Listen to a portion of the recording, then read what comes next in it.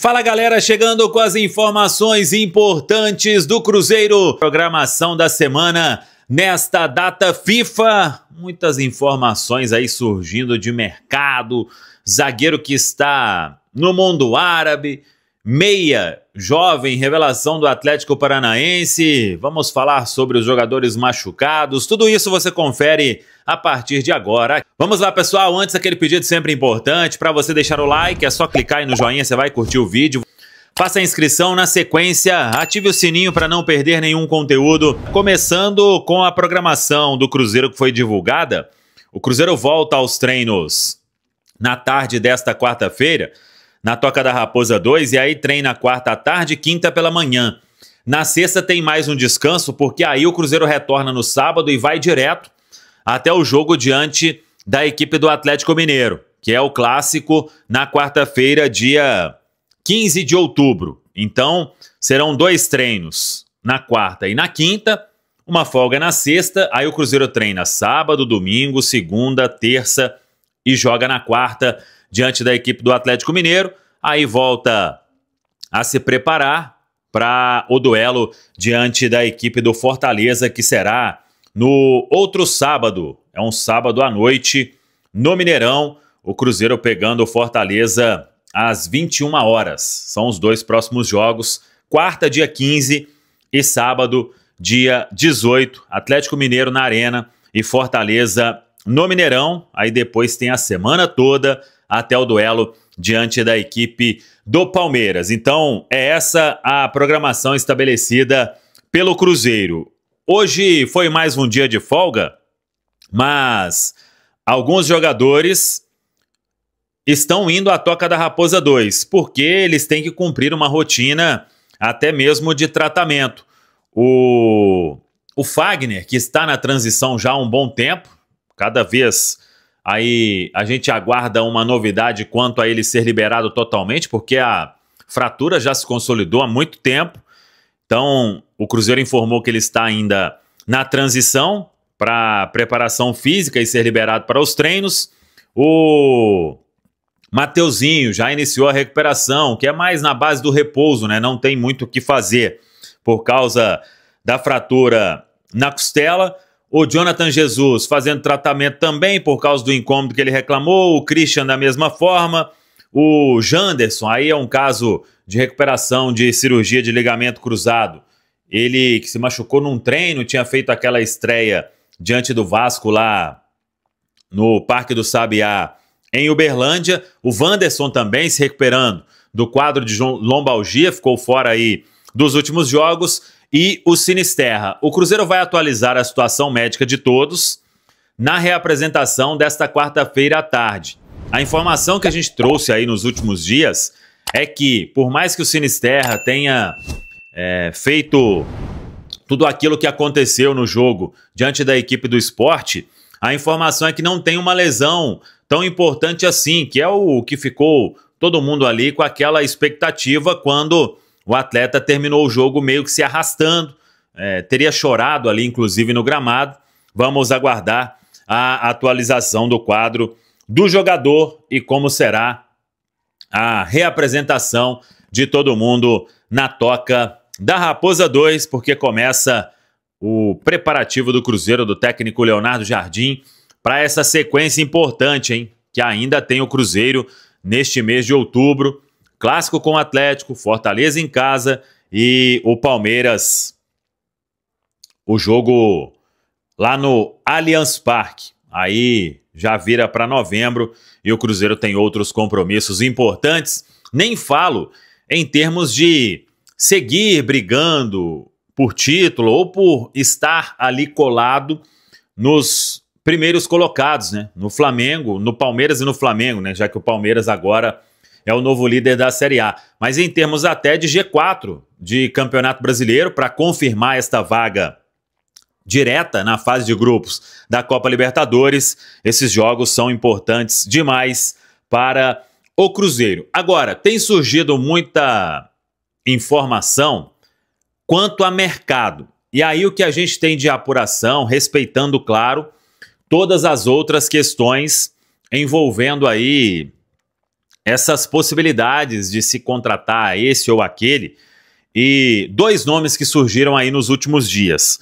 E o que a gente tem é o seguinte: o Dudu é um jovem meia do Atlético Paranaense. A informação que a gente tem é que o Cruzeiro não está nesta briga aí pelo jogador, que tá para renovar com o Atlético Paranaense, não vai renovar, e que esse nome em momento algum chegou a ser discutido na Toca da Raposa 2.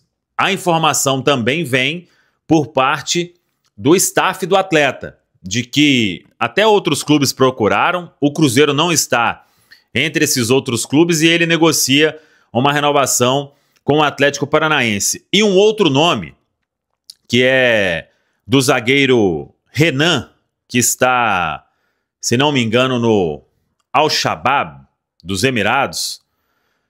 Esse nome, a informação que eu tenho é que ele foi oferecido ainda na janela do meio do ano e não teve nenhuma negociação para avançar, não teve o interesse do Cruzeiro naquele momento e não sei se vai ter em outra possibilidade. Então, apenas para a gente trazer aí o que apuramos, é um atleta de 23 anos, ele foi revelado pelo Palmeiras e depois negociado com o Red Bull Bragantino e de lá foi para os Emirados Árabes. Então, para a gente trazer aí a apuração, é que o nome foi oferecido no meio do ano e não teve nenhuma negociação aberta e nem sei se terá. Acho pouco provável. Então vamos seguir acompanhando e sempre apurando para trazer a informação concreta aqui para todos vocês. Meus amigos, há pouco o Emerson Pansieri, no bloco do Cruzeiro, trouxe números do Matheus Pereira e, assim, vendo os jogos do Cruzeiro já chama atenção, Edu, mas quando você vai para os números, e o Pansieri trouxe esse recorte feito pelos companheiros do SofaScore, fica ainda mais evidente a fase, o momento, a maneira como esse cara tem jogado bola. Líder em assistências, em grandes chances criadas, em passes decisivos, em duelos ganhos pelo chão, em faltas sofridas, em passes para o último terço, aquele passe lá para a parte final do campo, para o ataque, e é o líder na pontuação dessa plataforma também, o Matheus Pereira entre os jogadores do Cruzeiro no Brasileirão 2025. Nunca se viu no Cruzeiro o Matheus Pereira jogando a bola que está jogando, e o que mais me chama a atenção é quando o time joga bem ou quando o time joga mal, Edu. O Matheus está vivendo um momento espetacular, para mim, o melhor momento dele com a camisa do Cruzeiro. Ele já teve ótimos momentos, porque na temporada 2025 a gente vê uma versão mais completa do Matheus Pereira e hoje ele está jogando num time mais encaixado, né? Um time melhor. Ele não precisa ser protagonista sempre. Ele tem ótimos jogadores ao seu lado para dividirem protagonismo com ele. O Caio Jorge é o principal, porque talvez formem uma das melhores duplas hoje do futebol brasileiro. Não estou falando dupla de ataque, mas dupla de equipe. Hoje mais cedo a gente estava fazendo uma entrevista, eu e o Pedro Leite, com o Diego Vieira da Outlier FC, que é uma empresa de scout, e eles têm como cliente o Matheus Pereira. Então ele faz esse trabalho individualizado e ele elogiou muito, cara, da capacidade do Matheus Pereira de assimilar as coisas, as dicas. É uma empresa que potencializa, né, o atleta já está preparado, o clube já dá toda a estrutura, mas como disse o Diego, nem que seja 0,1%, eles têm essa capacidade de potencializar. E 2025, ele é uma temporada em que o Matheus Pereira ele tem um jogo mais coletivo, né? Antes, eu falo aqui que o Cruzeiro jogava para o Matheus Pereira nas temporadas anteriores. Essa temporada o Matheus Pereira joga para o Cruzeiro. É um jogo mais coletivo, é um cara que entrega hoje muito mais sem a bola e para mim tem muito do Leonardo Jardim, porque há treinadores que potencializam jogadores. E desde que o Leonardo Jardim chegou e deu sequência ao Matheus Pereira como titular, ele foi crescendo num fundamento que chamava atenção quando ele estava na Inglaterra e em Portugal. E que nas primeiras temporadas com a camisa do Cruzeiro meio que se perdeu. Que é esse jogo sem a bola, capacidade de pressionar, de desarme, defendendo mesmo, lá na frente. E essa temporada o Matheus tem mostrado isso. Agora, a capacidade dele com a bola nos pés ela é incrível. E quando ele encontra um elenco que tem Caio Jorge, quando tem Gabigol em determinados jogos, ele encontra um elenco em que os laterais estão muito bem. Tem um meio de campo com Romero e Lucas Silva, que tem muita qualidade, principalmente o Lucas, na saída de bola, e que essa bola já chega mais redondinha para o Matheus Pereira, aí facilita a vida dele, né? E é dirigido por um dos melhores treinadores hoje no futebol brasileiro, o Leonardo Jardim. Então ele está entregando muito, está jogando muita bola. Ô João Vitor Xavier, tem vivido uma fase espetacular o Matheus Pereira, né? Um dos pilares desse Cruzeiro, né, João?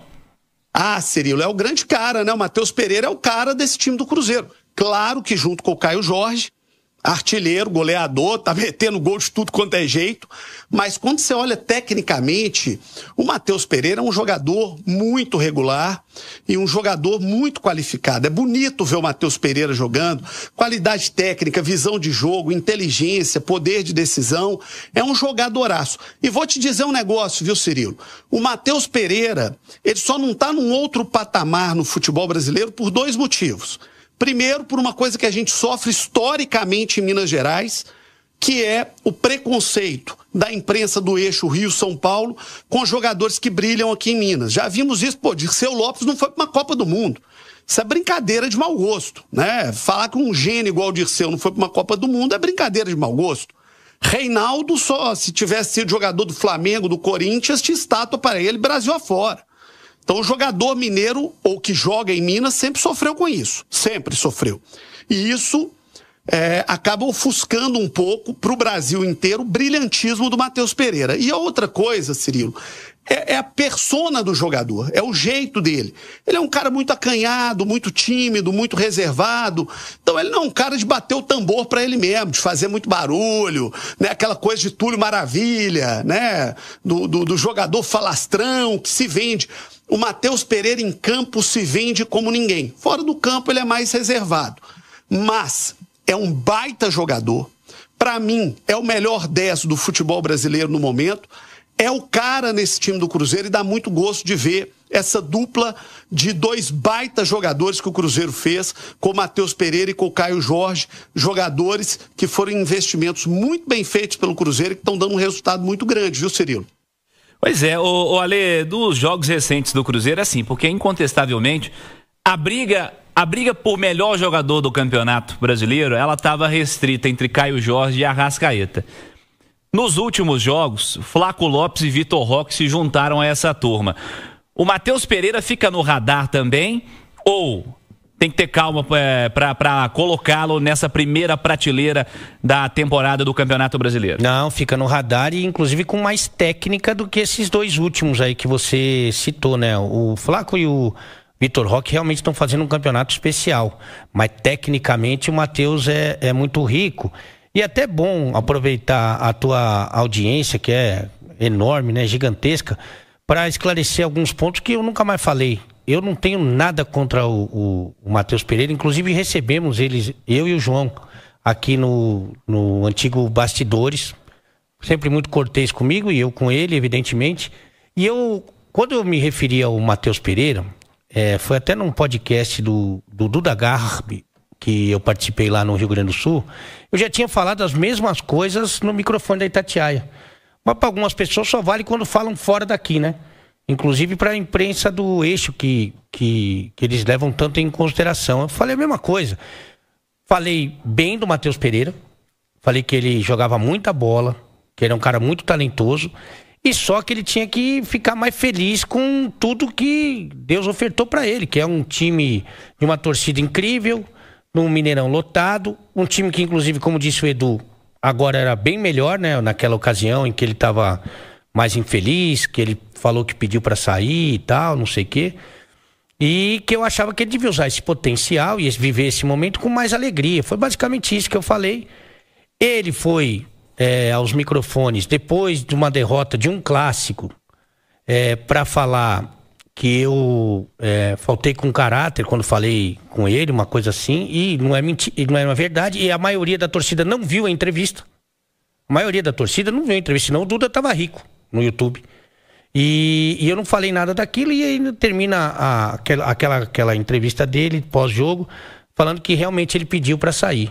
Então ali se criou um clima, porque o torcedor que é paixão, ele não quer responsabilizar o craque do time dele, ele quer responsabilizar alguém. E aí acabou caindo para cima de mim. Não tem problema nenhum em dizer que o Matheus está jogando muita bola.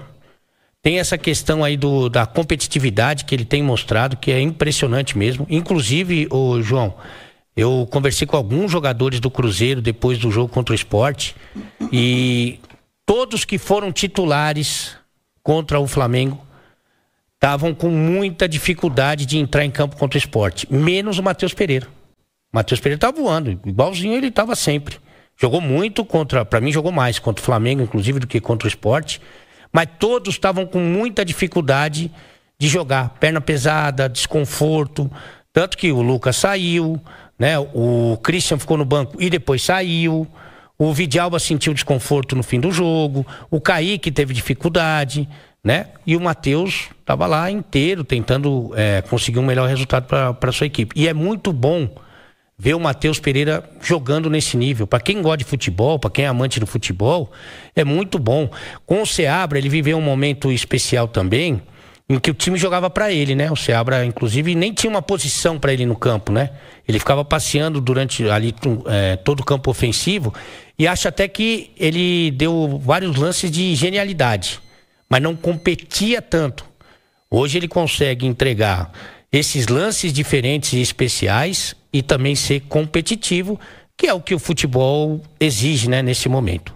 Sem dúvida. Essa data FIFA de agora que está em andamento é uma data FIFA diferente, com prioritariamente poucos jogadores do futebol brasileiro convocados, mas eu espero de fato que, caso esse mês continue com o Matheus Pereira no mesmo nível que ele está vivendo agora, que ele seja convocado pela nova comissão técnica da seleção brasileira, porque é um meia de uma característica diferente dos que estão sendo convocados aí pela seleção nesse momento, e por merecimento, né? Pela bola que está jogando, ele precisa ser valorizado, ele precisa estar presente de novo na seleção brasileira. Tem jogado muita bola e tem sido, no momento, o principal jogador do Cruzeiro, o 10, o Matheus Pereira.